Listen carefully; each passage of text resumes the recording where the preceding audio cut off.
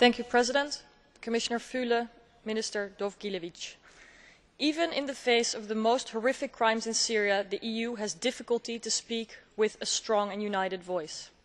In Syria, snipers are shooting people for holding a cell phone.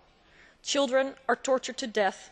The government is turning off water, electricity, food and medicine supplies to entire cities. Censorship and misinformation are rampant. Cell phone networks and internet are down. People slaughtered and buried in mass graves, while the families are forced to state that these murders were the work of so-called thugs. Ghayath Mattar, a human rights defender and activist for peaceful transition in Syria, was tortured to death this week.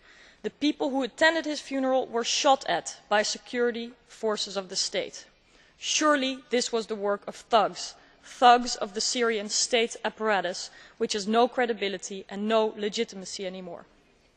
Let us not forget that the number of 2,600 estimated deaths is a father, a mother, a brother, a sister, a friend, a spouse or a child each and every time. The crime? Speaking out peacefully for justice, rights, opportunities and self-determination.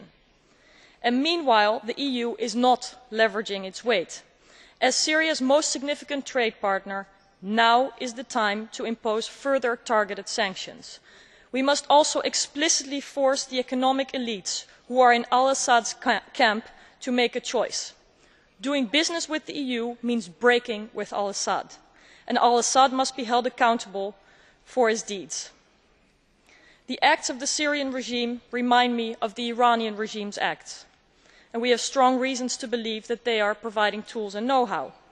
But we must not allow the same to happen as in Iran in 2009, for the people to be further crushed and oxygen, freedom and opportunity for a brighter future to be squeezed out of society even more. People look towards the EU to act as a global player, and the EU, it stares at its own navel. The EU must liaise much more intensely with candidate member state Turkey to act sensibly towards Syria. While we welcome the shelter provided for refugees, I want to highlight that it is regrettable that Prime Minister Erdogan did not mention Syria at the Arab League in Cairo yesterday.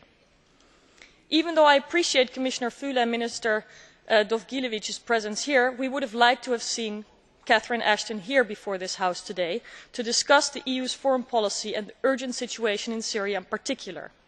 I can only hope that her absence does not reflect the broader absence of the EU and the EEAS on the ground at this crucial moment in time, but I am worried it does.